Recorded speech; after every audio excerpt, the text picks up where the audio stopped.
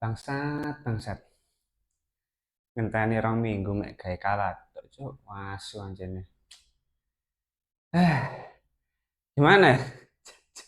Sumpah, Cuk. Bangsat, Cuk. Kayak aduh, ini pasti semuanya pada emosi lah, aku yakin. 2 minggu nunggu lama, udah pertandingan terakhir juga di minggu ini. Main jam 3 pagi, melek-melek dibelani begadang. Ternyata timnya nggak jago. Asu, cuk, kalah 1-0 dengan 10 pemain. Sampah, cuk, sumpah, sampah. Tapi gimana ya teman-teman ya? Aku melihat kayak para pemain ini, aduh, mayoritas juga buntu, minim kreativitas, shotnya juga alah. Tapi di luar itu Jordan Pickford memang jago teman-teman. Nggak bisa dipungkiri ya, di laga ini benar-benar menunjukkan bahwasannya setelah 5 laga sebelumnya Manchester United belum terkalahkan meskipun 2 pertandingan terakhir meraih hasil seri. Pada akhirnya MU kembali ke habitatnya dan mengalami kekalahan, dan sementara ini masih berada di peringkat 10 secara klasemen. Longor aja, cuk, goblok ya. Prei 2 minggu ujung-ujungnya saya kalah. Longor itu. Itu pemainnya wis lali carane bal-balan. Sumpah. Apalagi kalau teman-teman lihat beberapa pemain ya, memang tidak bisa dipungkiri teman-teman ya. Patrick Dorgu sampah, sampah, sampah paling tidak bisa dimanfaatkan di laga ini ya. Dorgu.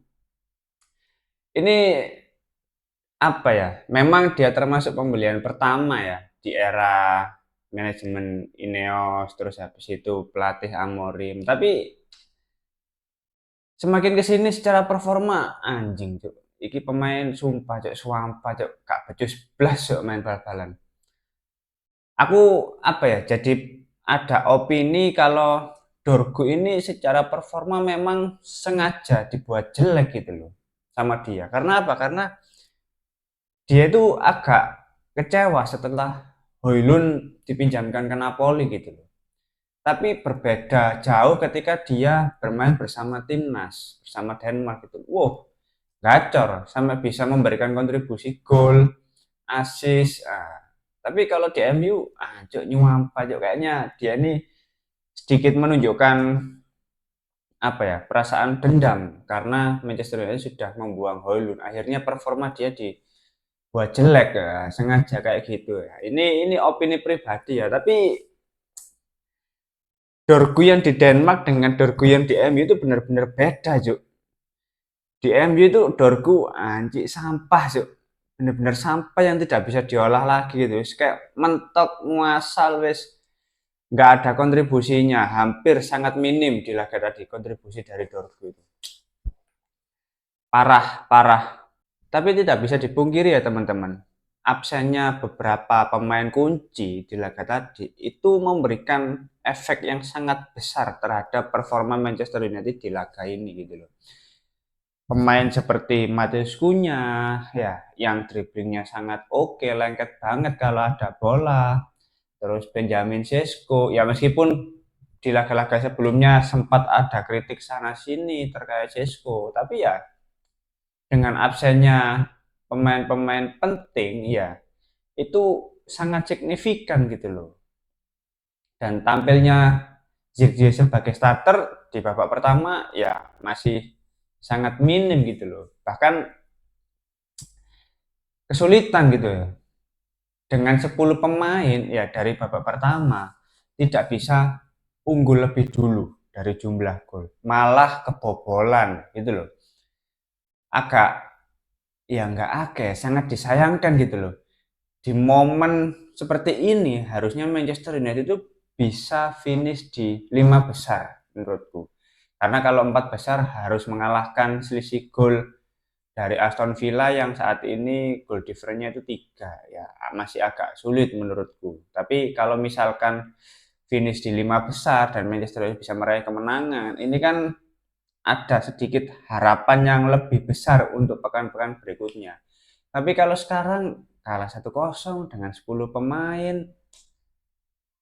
terlalu memalukan menurutku. Bahkan secara performa para pemain Manchester United ini hampir mirip ketika melawan Grimsby di kompetisi Carabao Cup pada waktu itu. Asli memalukan ini teman-teman, apalagi kalahnya di Old Trafford.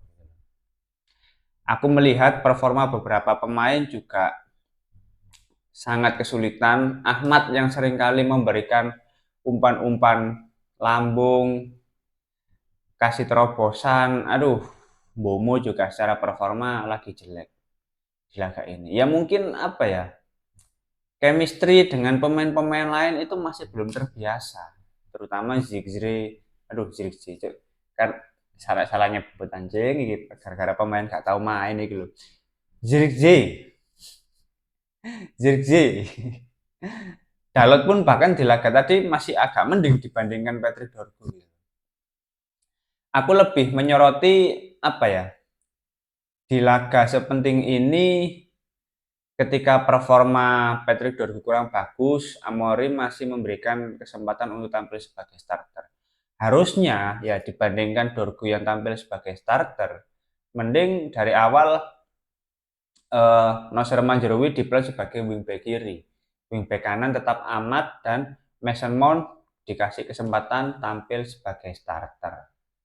Sulit, sulit, sulit dan kecewa. Asli kecewa teman-teman ya. Ya kita tidak perlu kasih opini terkait performa masing-masing pemain. Menurutku di laga ini pemain yang paling disorot Patrick Dorgu. Ya, dari sampah lah. Kalau Zirkzee menurutku di babak pertama agak kurang ya, tapi di babak kedua headingnya itu benar-benar berbahaya menurutku. Tapi apa? Save dari Jordan Pickford ini loh, anjing. Bahkan di babak kedua ya kurang menyerang apa United itu. Tapi ya gimana? Kalau udah main 10 pemain itu pasti low block gitu loh. Dan kalau teman-teman ingat ya, secara statistik, kalau Manchester United main dominan, itu pasti kalah. Tidak bisa dipungkiri teman-teman, itu fakta yang apa ya, cukup menyakitkan bagi kita sebagai fans. Kalau Manchester United main dominan, itu pada akhirnya apa? Kalah. Tapi kalau Manchester United benar-benar main counter attack secara possession lebih rendah dibandingkan lawan, shot lebih sedikit, itu hasilnya lebih bagus gitu loh. Main lebih efisien gitu loh. Bayangkan di laga ini 25 shot dengan 6 yang on target, 4 peluang terlewatkan. Pada akhirnya tetap kalah. Ini memang antara Manchester United yang apa ya? Kayak mayoritas itu emosian. Karena apa? Karena tertinggal kalah 1-0 dengan 10 pemain. Itu kelihatan kok, para pemain itu kelihatan emosi gitu loh, kelihatan marah gitu loh. Kok bisa dengan kualitas pemain seperti ini tidak bisa membongkar pertahanan dari Everton, tidak bisa menjebol gawang dari Pickford. Mending Pickford sumpah save-nya itu anjir lagi on fire teman. Bahkan pemain terbaik di laga ini ya Jordan Pickford itu. Bahkan lewat set piece dari corner kick, dari free kick itu masih belum bisa membobol gawang dari Everton. Aduh, benar-benar luar biasa. Gak heran kalau Thomas Tuchel masih mengandalkan Jordan Pickford gitu loh bersama timnas Inggris gitu. Tapi pada akhirnya ya di menit-menit akhir gol penyama kedudukan masih belum tercipta meskipun Sinelaman sudah berada di dalam kotak penalti lawan. Tetap 0-1 bertahan sampai akhir pertandingan. Ini PR besar menurutku bagi Amorim, bahwasanya ya dengan keterbatasan skuad yang ada, kedalaman skuad yang sangat tipis dan kualitas tidak setara, menurutku di bursa transfer Januari benar-benar harus bisa mendatangkan pemain baru. Ya mulai dari lini tengah dan juga wingback ini harus benar-benar menjadi prioritas ya menurutku. Karena pada akhirnya ketika lini tengah ini minim kreativitas, ya Ruben Amorim tidak bisa mengandalkan sepenuhnya para pemain di lini serang. Karena kalau sudah cedera ya Matheus Cunha, Benjamin Sesko cedera udah kesulitan. Mason Mount ketika jarang dimainkan juga chemistry-nya agak kurang. Zirkzee apalagi. Terus Bryan Mbeumo kalau apa ya tandemnya kurang pas ya morat-marit dia. Kalau harus dipaksa melakukan finishing seorang diri, kalau semua serangan harus bertumpu dari dia, itu nggak bisa. Dia terlalu banyak mendapatkan tekanan itu juga kesulitan menurutku kalau aku melihat di laga ini. Stres, para pemain banyak yang stres karena kekalahan ini. Aku yakin. Bahkan 5 laga ke depan ya. Memang apa ya? Manchester United kalau melawan tim papan tengah ke bawah itu pasti kesulitan. Pasti kesulitan. Bahkan kalau teman-teman lihat laga Everton lawan Fulham ya, minggu kemarin sebelum jeda internasional setelah pertandingan MU lawan Spurs itu aku lihat laga Everton kemarin itu 3 kali gol loh dianulir karena offside. Bayangkan lawan Fulham itu, makanya agak ngeri-ngeri sedap di laga tadi dan terbukti kalah.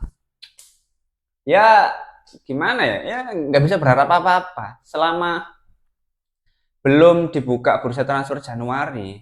Aku pribadi nggak berharap lebih sih.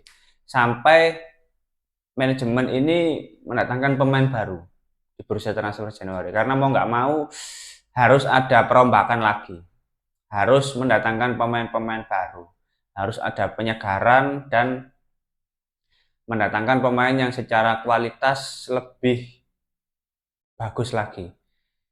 Kobe Menu mungkin bisa dipinjamkan di bulan Januari ke Napoli dan pihak manajemen bisa mendatangkan Joao Gomez sebagai daftar pendek di bulan Januari mendatang.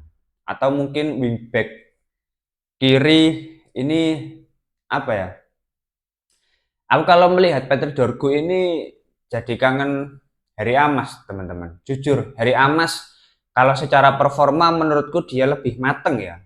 Harusnya setelah masa peminjamannya di klub Championship itu loh. Dan aku yakin Harry Amas bisa lebih bersaing untuk memperebutkan posisi utama sebagai wingback kiri. Aku yakin. Karena Harry Amas menurutku lebih tenang, lebih dewasa secara performa. Dari sisi ofensifnya dia juga lebih bagus. Crossing-crossingnya lebih mantap dibandingkan Patrick Dorgu. Mungkin di musim kemarin atribut bertahan dari Harry Amas agak kurang di beberapa laga, tapi menurutku dengan masa peminjamannya di klub Championship secara performa, secara kualitas individu dia harusnya lebih matang dan musim depan aku lebih mengharapkan Harry Amas lebih banyak kesempatan tampil sebagai starter dibandingkan Patrick Dorgu. Kalau secara performa Dorgu masih terus-terusan seperti ini. Nah itu tadi teman-teman. Dia ada dendam ke Manchester United karena sudah melepas Rasmus Højlund. Ini konspirasi di internal Denmark ini teman-teman. Asli. Ini karena faktor Højlund dibuang oleh Manchester United. Akhirnya Dorgu sengaja tampil jelek.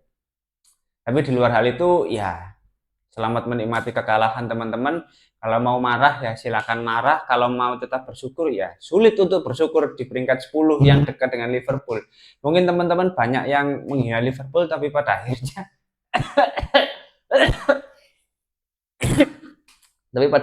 kita juga kalah. Anjing, bangsat lah. Minggu-minggu taek lah. Nggak usah terlalu marah. Ya memang kita sudah terbiasa. Kalau kayak seperti ini ya sudah terbiasa. Menang 3 kali beruntun, 2 seri, 1 kalah. Ini hasil macam apa, Cuk?